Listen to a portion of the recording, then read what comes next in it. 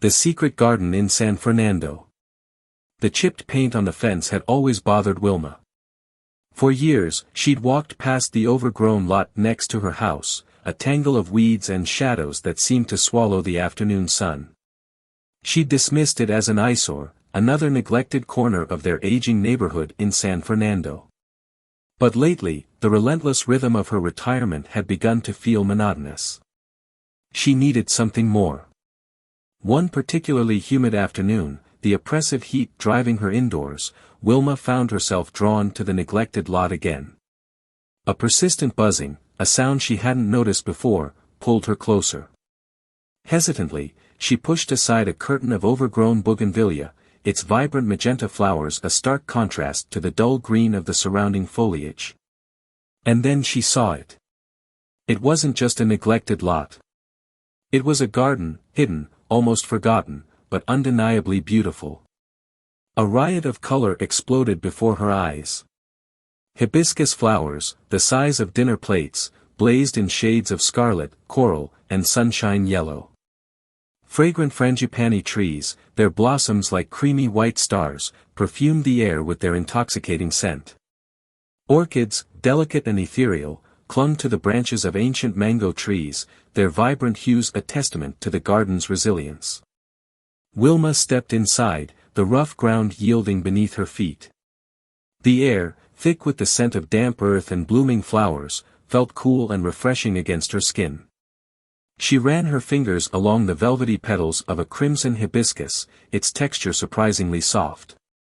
The buzzing sound resolved itself into the industrious hum of bees, flitting from flower to flower, their tiny legs dusted with pollen.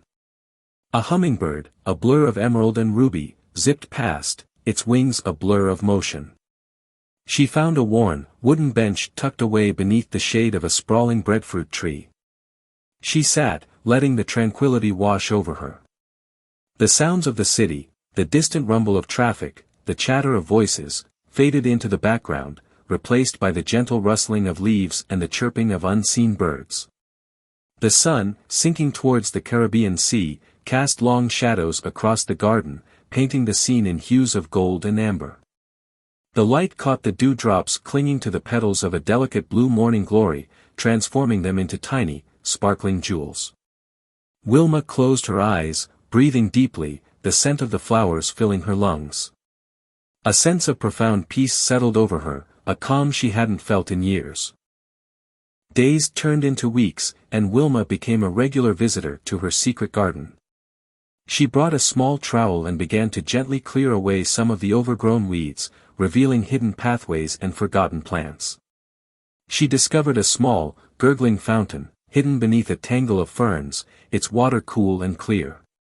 She spent hours simply sitting on the bench, watching the butterflies dance among the flowers, listening to the birdsong, feeling the warmth of the sun on her skin. One day, while tending to her newly discovered passion, she met Mr. Duncan, an elderly gentleman who lived across the street. He told her stories of the garden's history, mentioning that his late wife, Gloria, had helped plant many of the original flowers decades ago. He also mentioned that his neighbor, Kwamina, had been instrumental in keeping the garden alive during difficult times. Mr. Duncan shared memories of his wife's love for the garden, and how it had brought them both so much joy. He was delighted to see someone caring for it again. The garden became a shared space, a testament to the power of community and the enduring beauty of nature. And for Wilma, it was more than just a garden, it was a reminder that even in the most unexpected places, beauty and peace can be found, waiting to be discovered. The chipped paint on the fence still bothered her a little, but now, it was a small imperfection in a landscape of vibrant beauty, a testament to the resilience of nature, and the restorative power of a hidden garden. Weeks turned into months. Wilma, now joined by Mr. Duncan and his friend, Maureen, transformed the neglected lot into a vibrant community garden. They held regular tea parties under the breadfruit tree, sharing stories and laughter.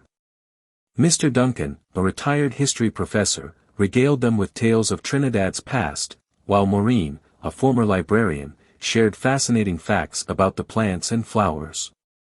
Their camaraderie was infectious, attracting other seniors from the neighborhood.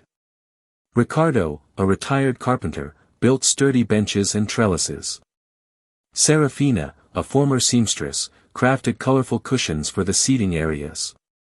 Even Clyde, known for his grumpy demeanor, found himself drawn to the garden's peaceful atmosphere, secretly tending to a patch of tomatoes. One day, while digging near the old fountain, Wilma unearthed a small, tarnished silver box. Inside, nestled amongst faded velvet, was a rolled-up parchment. It was a map.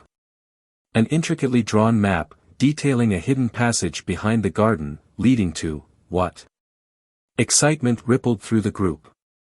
The mystery ignited a spark of adventure in their hearts.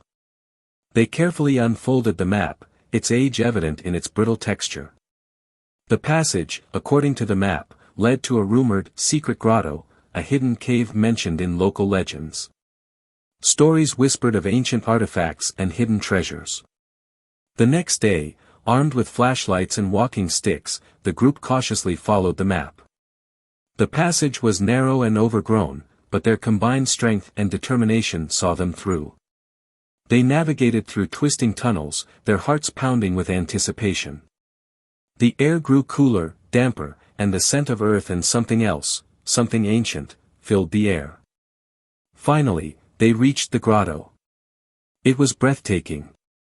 Crystal formations glittered in the dim light, reflecting off a small, underground lake. And there, on a pedestal in the center of the grotto, sat a beautifully carved wooden box. Inside, they found not gold or jewels, but a collection of old photographs and letters, chronicling the history of the garden and the families who had tended it for generations.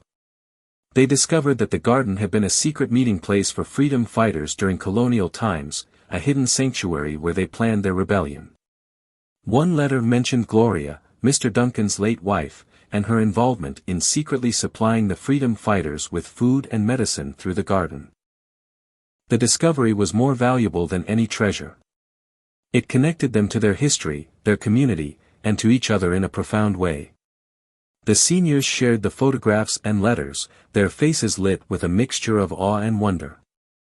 They decided to create a small museum in the garden, showcasing their discovery and sharing their story with the wider community.